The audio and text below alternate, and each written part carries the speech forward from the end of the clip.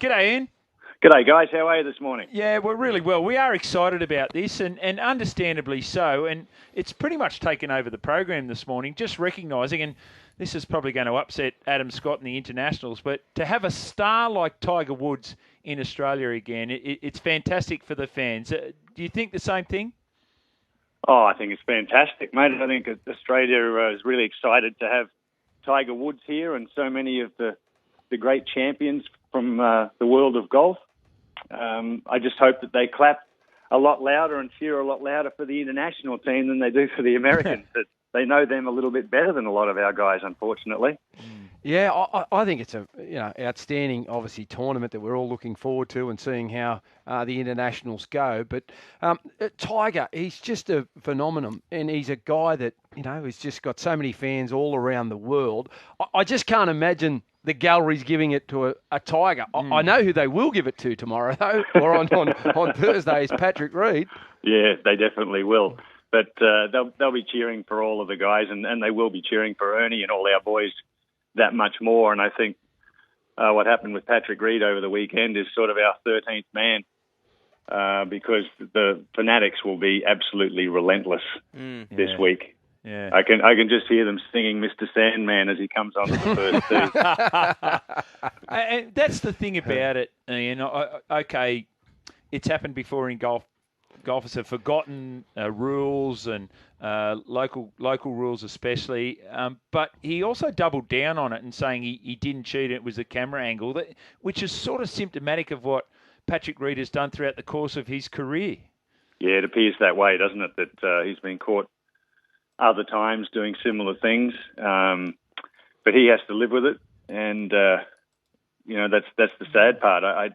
He sort of made himself out to be the victim, when really it's pretty obvious what happened and what's happened in the past. I've just been looking at YouTube this morning at a lot of different things that have happened. So anyway, that's just another part of the story this week. The fans will be treated to a lot of great golf, and hopefully the internationals can get it done like we did here in 1998. Yeah, well, that's the we're all hoping that the internationals can do it. But how would his teammates be feeling?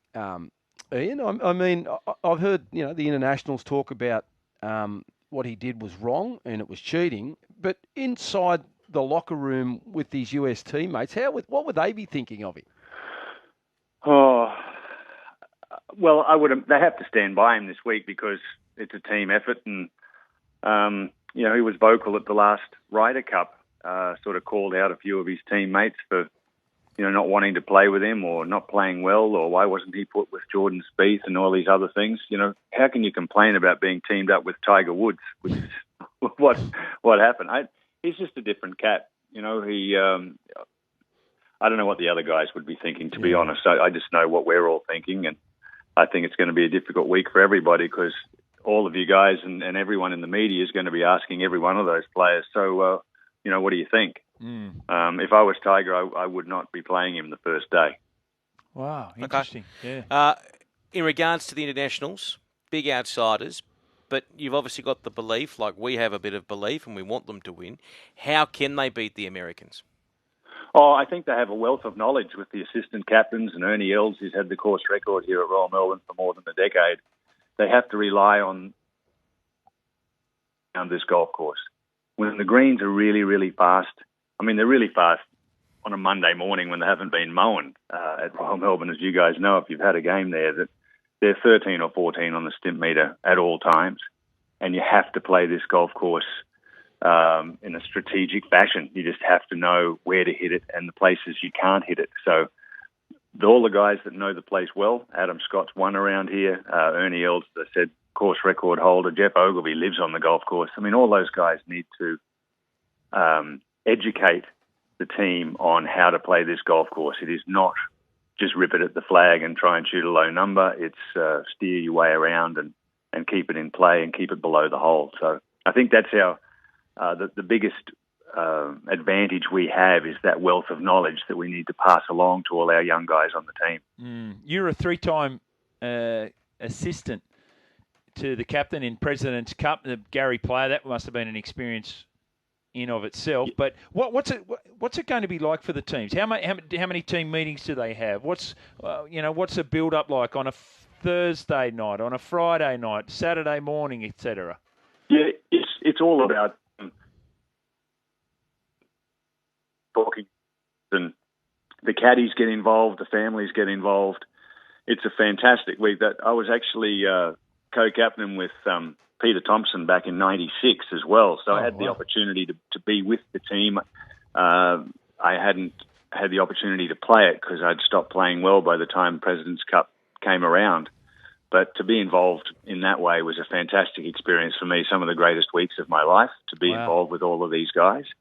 And the players will say the same thing. Win or lose, the week is fantastic. The effort that's put in, the emotion that flows, it's really a wonderful bonding experience and something you never forget.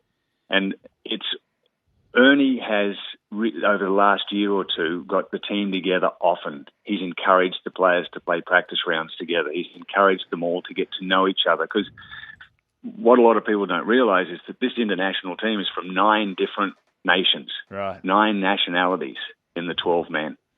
And to get them all together, to get them to know each other, someone from Chinese Taipei and someone from China, someone from Chile, someone from Mexico, we've all got to bond and be one team, and that's always been the difficulty is getting everyone together and understanding that we're here. With Ryder Cup, just quickly, it's the European Tour versus the US Tour, and there's always this great rivalry. Yeah. And for 20 years, Europe's handed it to them on a platter, and they still go in as the underdog every year. It's amazing to me. We need to create that passion here with the President's Cup, because it means a lot to us. We're all going to love it, aren't we? It'll be a huge success either way, but it'll be just so memorable if we could take it out again. How does it work in relation to the organisation? Is because we were talking before about how the US team, or a number of them, came from the Bahamas, and that reported chartered plane was $1.6 million or something like that, and we're wondering who pays for that. Is that the players that would pay for that themselves? Is it USA Golf? How does this all work from an organisation point of view? Well, the PGA Tour, the United States PGA Tour, owns the event, right, and runs the event and does all the work. Matt Kaminsky is the young man who's been given the arduous task of running it here. He's been living in Australia for the last 5 years, getting it put together, and wow, it costs a lot of money to put on this event, and it's exceptionally highly rated. I mean, the government's behind it here in Australia. It generates hundreds of millions of dollars to the economy. But yeah, that would have been paid by the PGA Tour to get them all here, and kudos to Tiger for getting them here as quickly as possible to be able to play a tournament. He put his tournament on to finish Saturday night over there instead of Sunday night, so he could get them here a day earlier. Right. But the internationals have the advantage because they all came over with Ernie and played the Australian Open last week. So we've had a week in the same time zone and a week to get ready and prepare and all be together and get that emotion flowing even earlier. Ian, who's the US player you think will stand out at Royal Melbourne? Who's the international that will be best performed? I think the Aussie boys have an opportunity here to really lead from the start. I'm really disappointed that we didn't have Jason Day on the team as well, so we could have 2 Aussie teams to kick off the day each day and get the crowds and the fans behind us. But either way, we've got Louis, who played so well last week. I think he's going to be a standout. He loves this type of golf and these golf courses. And watch out for the young boy from China, Li Haotong. He is, or Haotong Li, it may be said. He's exceptional. Watch out for him. He's a fiery character, great young player. And from the US, you may not have seen much of Xander Schauffele, but I think Xander will play this golf course really well. And Ricky Fowler's always a big favourite here, who was a great friend of Jared Lyle and used to play and won the Master of the Amateurs here many years ago. So he'll be having a fun time back in Australia. Yeah, fantastic. And just off topic a little bit, you are the Olympic Games golf captain as well. You get Scotty to play in that? Yeah, he'll play. I'm very, very confident that he'll play. If he's chosen, well, you actually qualify. It's not. I don't choose them. It's through the golf rankings. At the moment, it would be Adam Scott and Mark Leishman. Yep. But you got Cam Smith, who'd love to be on that team, and hopefully, if Jason's fit and healthy, he'll be doing his best to get on the team. And you know what? It'd be great, guys, if we could get 3 of them in the top 15 in the world rankings. You take more than just the 2. So that's what I'd be hoping for. That all the boys fire up, and maybe we get 3 of them there. All right, but it'll be fun. It'll be great in Tokyo because they're golf crazy in Japan. Last but not least, we spent a lot of the morning. Laurie, being the legend he is, doesn't he's met prime ministers, etc. Actually, he was quite chuffed because when Jimmy organised his interview yesterday, he actually saw the response that you said, Laurie legend, and he got a bit of Ian Baker-Finch, knows me, likes me. I watched Laurie for years. I just wondered, Laurie, was it as intense playing in the State of Origin matches as we all felt it was? I'm a Queenslander, maroon blood, but they were just the greatest. I can remember watching them through the 80s and 90s when you were playing. Was it that good, that intense? It certainly was, Ian. It was the toughest football you've ever been a part of. It was harder than internationals, harder than competition games, and the rivalry was so fierce and intense, and there was just this, and it was hatred when you prepared, it was hatred on the field. But the other thing was, once the game was over, you shook hands, you had a beer, and we all got on so well.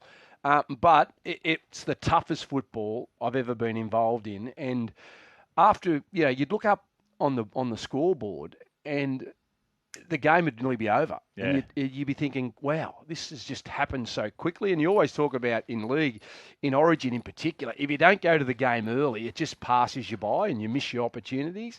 Right. But it was, and playing against Wally Lewis and Mal Meninga and those guys was unbelievable. They were just the best players I've ever seen and played with. Yeah, it was a great era. I loved it. And that's the best thing about league. You all get together and have a beer later.